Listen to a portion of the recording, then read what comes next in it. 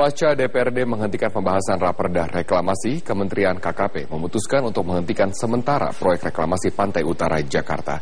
Kita bergabung bersama rekan kami, Egit Hapsari, untuk informasi selengkapnya. Egit, apa alasan pemerintah pusat untuk meminta proyek reklamasi Pantura dihentikan untuk sementara? Robert, dampak mengenai lingkungan di sekitarnya ini menjadi alasan mengapa Kementerian Kelautan dan Perikanan menghentikan sementara proyek reklamasi Teluk Jakarta ini. Tadi dalam konferensi persnya, menurut Menteri Kelautan dan Perikanan Susi Pujiastuti, masih ada sejumlah langkah yang perlu dilakukan Kementerian Kelautan dan Perikanan. Di antaranya Kementerian KKP ini akan mengawasi kegiatan perusahaan pengembang dan juga melakukan review terhadap analisis mengenai dampak lingkungan atau AMDAL yang sudah ada maupun yang masih dalam proses. Selain itu, Kementerian Kelautan dan Perikanan juga masih akan mempelajari aspek legal dan juga fakta dampak lingkungan dan juga dampaknya terhadap masyarakat sekitar dan terutamanya nelayan. Terutamanya ada indikasi pencemaran lingkungan, kerusakan lingkungan dan juga keresahan yang timbul di tengah masyarakat akibat adanya proyek dari reklamasi pantai Teluk Jakarta ini. Selain itu, Kementerian Kelautan dan Perikanan juga masih harus mengidentifikasi dan juga menganalisis izin lingkungan dalam Raperda Tata Ruang atau zonasi Pantai Utara Jakarta ini. Berikut adalah pernyataan dari Menteri Kelautan dan Perikanan Susi Pujiastuti selengkapnya. Pada poin ke-7, DPR meminta bersama-sama dengan KKP untuk membentuk tim dan sepakat supaya isu-isu tentang reklamasi Jakarta ini tidak terus gonjang-ganjing dan diperjelas, tidak membuat semua orang jadi gaduh gitu ya, jadinya seolah-olah suasananya gaduh. Kembali lagi saya pernah state, reklamasi itu diperbolehkan dan sah-sah saja. Akan tetapi reklamasi itu adalah sebuah proses pelaksanaan penimbunan wilayah laut atau pantai atau pesisir untuk tujuan pembangunan tertentu. Ada untuk pembangunan fasilitas pemerintah, ada untuk pembangunan penambahan properti atau wilayah untuk pembangunan properti. Semuanya boleh, semuanya sah. Tidak tabu namanya reklamasi.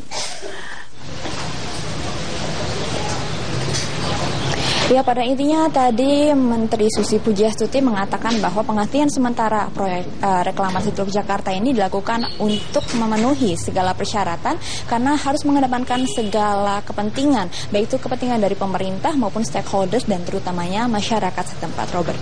Ya, Egit, lalu dengan diputuskannya dihentikan sementara proyek reklamasi, apa langkah selanjutnya dari pemerintah pusat?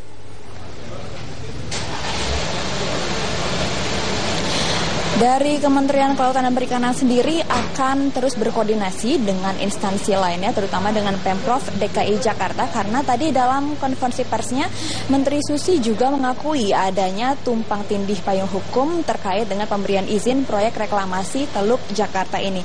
Jika kita lihat dari runutan peraturannya, ada Kepres Era Soeharto, yakni Kepres nomor 52 tahun 95 yang menyatakan bahwa Gubernur DKI Jakarta lah yang lebih berwenang untuk memberikan izin dari proyek reklamasi Teluk Jakarta ini. Dan aturan inilah yang dijadikan dasar bagi Gubernur DKI Jakarta Basuki Cahayapurnama untuk mengeluarkan sejumlah izin pelaksanaan bagi pengembang untuk membentuk pulau reklamasi dan juga mengatur soal kompensasi yang harus diberikan pihak perusahaan, yakni sebesar 15% dari nilai EJOP yang kemudian dipermasalahkan dan juga menyeret anggota DPRD di pusaran korupsi proyek reklamasi Teluk Jakarta ini.